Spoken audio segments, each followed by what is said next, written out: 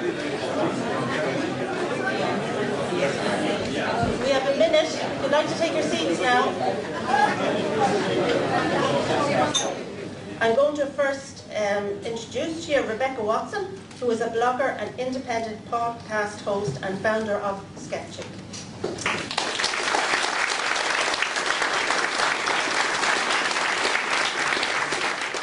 Rebecca is going to start, then Aaron, Tom, and the young man on my right.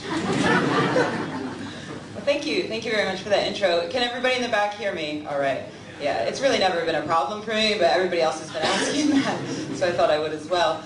I'm really happy to be here. I was a little unsure about what I would be speaking about because the topic of communicating atheism is such a large one, and I wasn't really exactly sure what I should narrow it to.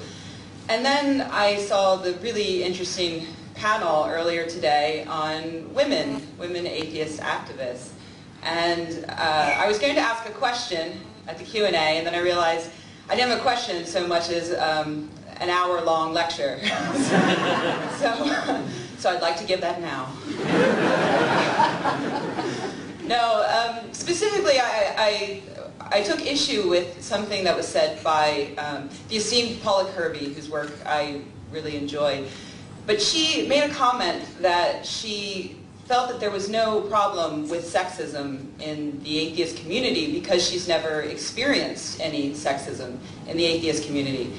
In the skeptical movement, we refer to that as an argument from ignorance, and in the feminist community, we refer to it as an argument from privilege.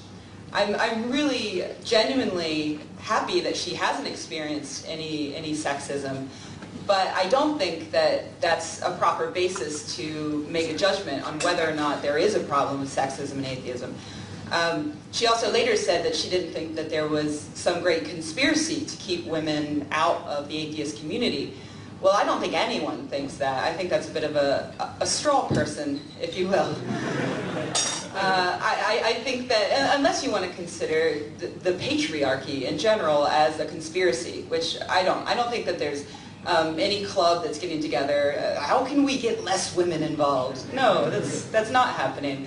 But there is an issue with sexism, and I thought that because the topic of this panel is communicating atheism, I thought that maybe I could offer my perspective as someone who communicates atheism while being a woman. Because it differs from Paula Kirby's experience, and I think it's important that you know that her experience isn't my experience. So a few weeks ago, I have a podcast called The Skeptic's Guide to the Universe, and no, you're right not to applaud. It's fine. That was the right decision you all made. And if you're not familiar with it, you know, it's skeptical topics, science topics, but we do occasionally discuss secularism, things like that.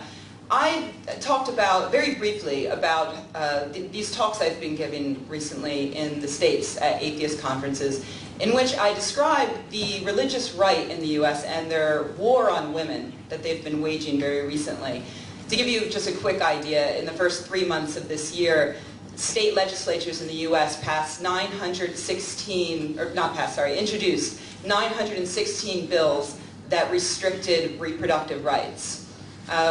Amongst those that passed were some really horrific things, like abstinence-only education must be taught in one of the states, I believe it's South Carolina, unless the school petitions the government to teach something called Abstinence Plus, which is a way for religious conservatives to get abstinence-only education into the schools while throwing in something about condoms at the end. Also, some very serious restrictions on abortion, and also on general access to contraception. They're allowing pharmacists, for instance, to not give contraception to women who ask them for it, which, and you know, they're protecting the pharmacists' jobs, so saying that they're allowed to take a religious exemption, which to me is like saying a vegetarian priest can, you know, refuse to give the flesh and blood of Jesus and still keep his job. If you can't do the job, don't do the job. So I spoke briefly about that on the podcast, and I encourage people in the audience who are concerned about separation of church and state when it comes to things like prayer in schools and creationism. I encourage them to learn more about what's happening to women and to get involved and to help fight the religious right. So then the emails started coming in. The first email was addressed to the female on the podcast. My name is at the top of the show. Everybody calls me by that name. It's Rebecca. It's on the website. But it was addressed to the female, and he was wondering why I was encouraging people to kill babies. He was an atheist. Another email I got was addressed not to me, but to the men of the podcast. It was basically, "Dear guys, won't one of you do something about that Rebecca?" This isn't the first time that I get those emails all the time. They're not addressed to me, they're addressed to the men, asking them to shut up that girl. And it most often happens when I talk about feminist issues, women's rights issues, things like that. I'll also note briefly that that email was terribly misspelled, grammatically incorrect, and ended with, "You should all just grow up," and then, "With great power comes great responsibility." So my response was simply, "Thanks for your email. It takes a lot of courage for a semi-literate adult male to quote Spider-Man and then tell us to grow up."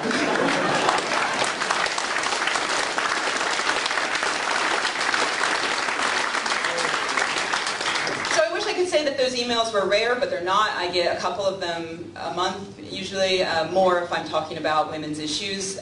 They're extraordinary. They range in sexism, from extraordinarily sexist to this is probably kind of sexist. And it's quite disheartening to get these emails from people who actually agree with me on 98% of everything else that's important, but not on this. Then there are the emails from the people who seem to agree with me 100% of the time. I get fan mail, and a certain percentage of that fan mail is graphically sexual. And you're laughing, I hope, out of a little bit of discomfort. And if you're not uncomfortable, I'm going to make you uncomfortable. Because some of these emails do describe in graphic detail what these men would like to do to me sexually. These are from the people who agree with me, and they think they're complimenting me by sending me these emails, these tweets, YouTube messages, things like that.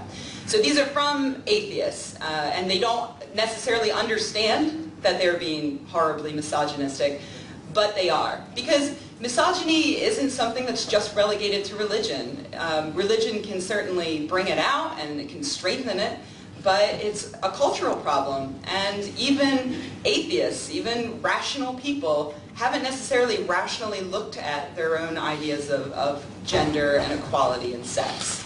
So that's one of the things I like to do on Skepchick. That's one of the things that Skepchick as a website stands for, is it's a place where we combine skepticism and atheism and secularism and humanism and feminism. And through that we hope to sort of let people know about what their privileges are and how they can help be more welcoming to women, how they can get rid of the biases they hold that they might not even realize they hold. So that's what it's like to deal with other atheists as an outspoken atheist woman. And of course there's also, I should mention, the contact I get from people who disagree with me even on the atheism, the contact I get from religious people. I'm sure we've all heard Richard reading his amazing hate mail, which is hilarious, which I should mention is actually my cell phone ring.